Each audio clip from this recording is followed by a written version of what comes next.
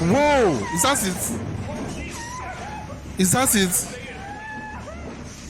Despite the horrifying sounds of the tornado, Mark and his daughter would survive. Hello world, welcome to the channel. I'm checking out the most evil tornado ever recorded. Washington tornado. I would guess that it's not in Washington DC, that it happened in Washington State, because like I've said in an old video, or in many old videos on this my channel, that the way the US situated all the important places, all the important areas when it comes to the government, that natural disasters will never happen. For example, do you ever think any natural disaster will ever happen near the Capitol or the White House? I doubt that. So let's get right into it.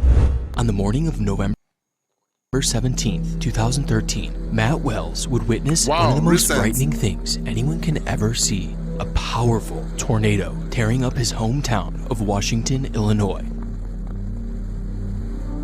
Oh, if we look a little bit closer, it wasn't Washington State or Washington DC. Why? Like, can't you guys find a different name? Why is it Washington again? What the hell? I understand.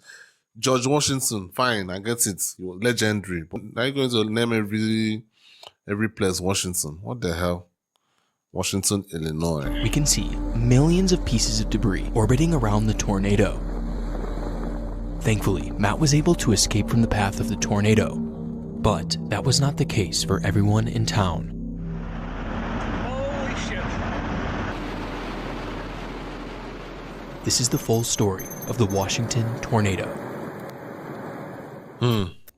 6 months earlier, in May of 2013, two of the most infamous tornadoes would touch down in the Oklahoma City area, the Moore EF5 and the 2.6-mile-wide El Reno Beast. While both of these tornadoes were extremely unique, they did both occur in May, by far the most active month for severe weather in the United States. And as the year drew on, summer came and went, leading to fall, a season that's not typically associated with tornadoes, especially in the Midwest. However, in mid-November, the forecasters at the Storm Prediction Center were monitoring a very powerful jet streak overlapping an area with extremely warm and moist air in Illinois and Indiana. Despite it being mid-November, all the ingredients for a severe weather setup were taking shape, and as a result, the Storm Prediction Center would issue a rare high risk for a 30% chance of tornadoes centered on Illinois and Indiana.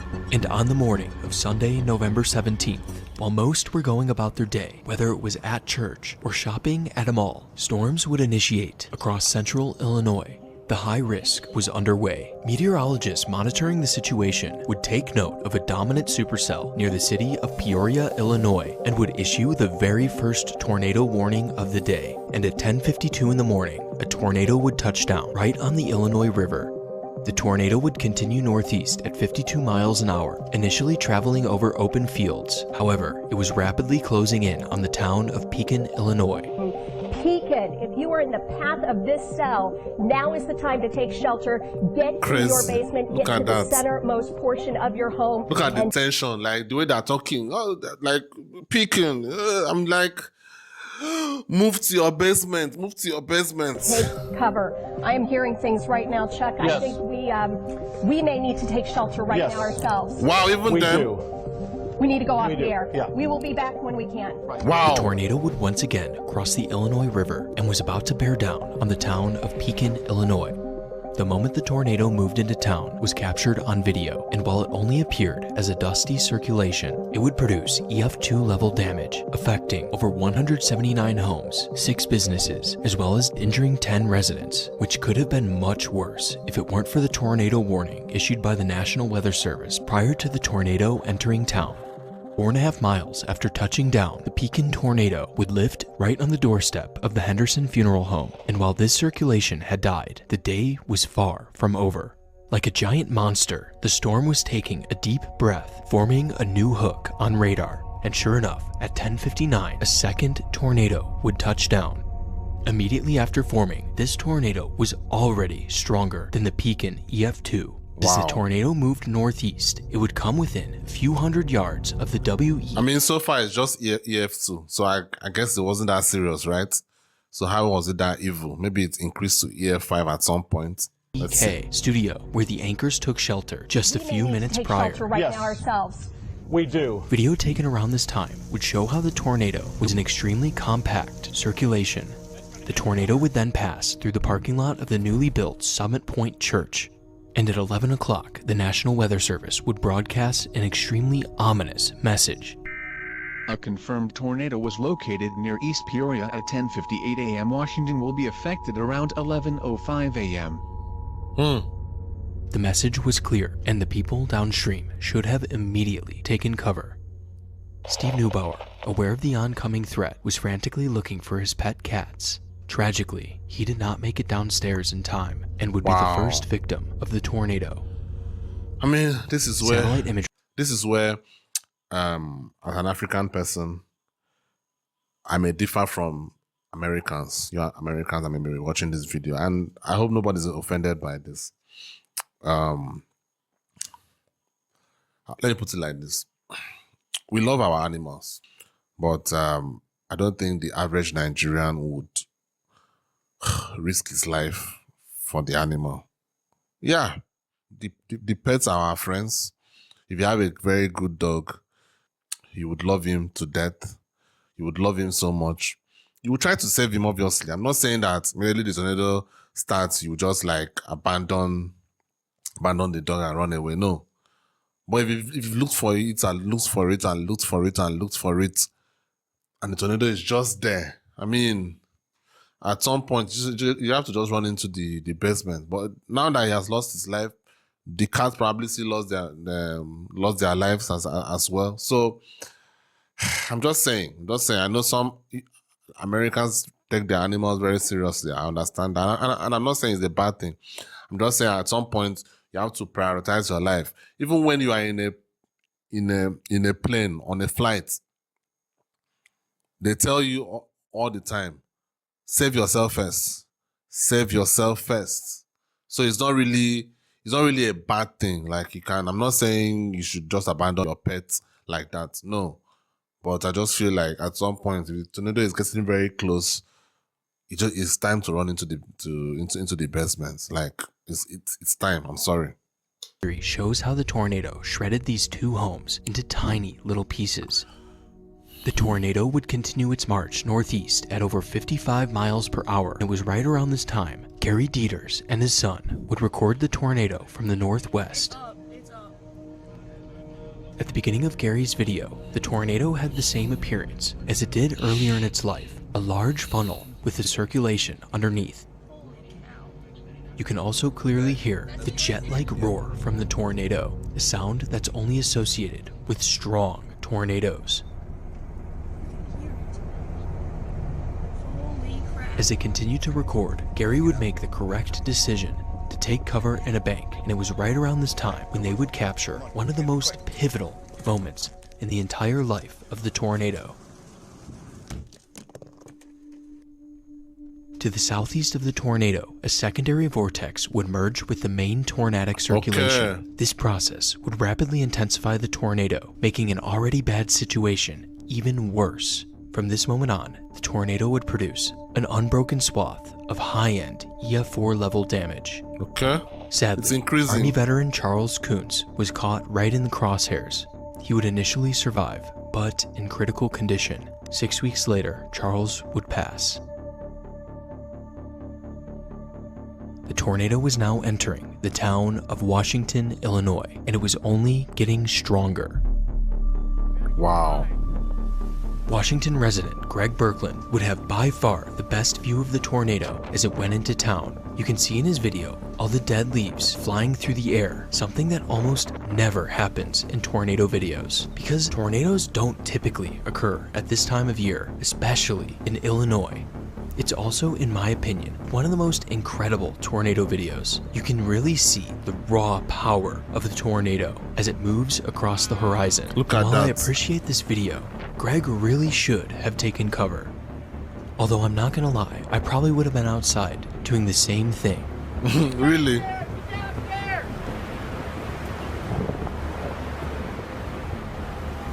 The tornado then crossed Washington Road and was now moving into the much more densely populated part of town.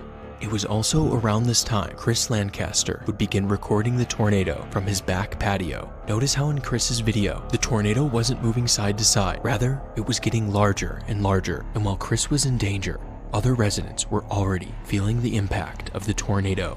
82-year-old Rosamond Allison was taking cover as her home took a direct hit. Tragically, the injuries she would sustain would be too much.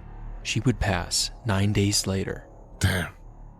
The tornado would continue marching its way through town at an incredible pace of over 55 miles per hour, demolishing every single home in its path. And it was only getting stronger and stronger, eventually impacting Mackenzie Street, where it would fully sweep 3 homes off of their foundations, leaving only the hardwood floors and stairwell to the basements. Right as the tornado was doing some of its worst damage, Mark Wells would begin recording out his back door. Holy moly. All right. Holy shit. All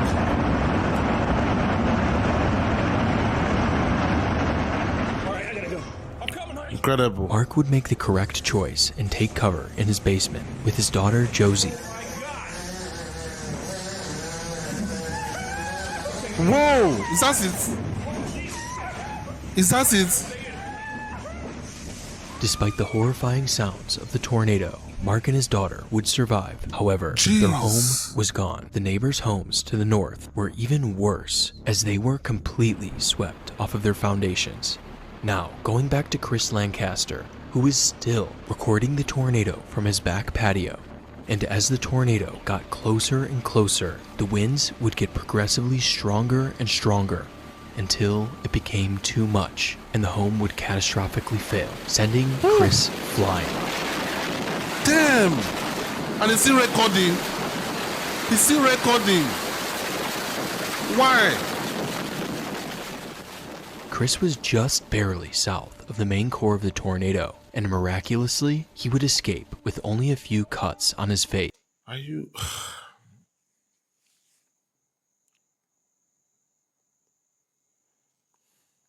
Look.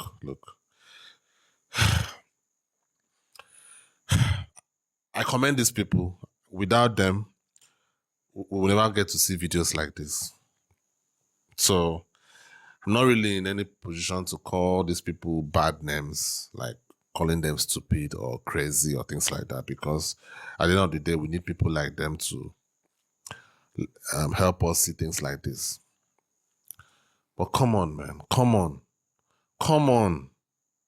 At some point, it was getting close. I was even seeing it. It was already, the wind was getting very strong. At that point, you should be trying to look for cover. That is just crazy. The tornado was now leaving Washington, and it was at this moment Matt Wells began recording his encounter from the north, directly in the path. And he's still following. He was making the wise choice to drive west, away from the tornado. Millions of pieces of debris swirled around the tornado, almost resembling confetti. However, this confetti was fragments of homes from the town of Washington. This video is, in my opinion, one of the most incredible tornado videos ever captured, and it shows just how strong the Washington tornado became. Now, compare this to what it looked like right before it hit town. Yeah. The difference is ridiculous. As the tornado left Washington, it was doing another incredible thing that can only be seen from satellite imagery. It would leave behind cycloidal markings. These markings are caused by the subvortices within the tornado, which are areas of concentrated power that are both rotating and translating, resulting in this distinctive pattern in the ground, what I consider to be a tornado's fingerprint. After over 12 miles, the tornado was still going strong. Meanwhile, back in town, the people of Washington emerged from the debris. I got her. Grab her. Wow. Due to favorable atmospheric conditions, the tornado persisted well past the town of Washington and was now closing in on the town of Roanoke, Illinois. The tornado would pass only a few hundred yards from the Parsons manufacturing plant, the same facility that took a direct hit from a violent F4 tornado back in 2004. The tornado continued northeast at over 50 miles per hour, mostly over open Moving fields. so However, fast. it was now setting its sights on another town, Minoke, Illinois, where Carla Konsecki was recording the tornado as she was driving south on Interstate 39. Little did she know she was directly in the path of the violent tornado. Wow. Carla would barely escape the tornado's wrath as the core of the tornado passed only a few hundred yards to the north.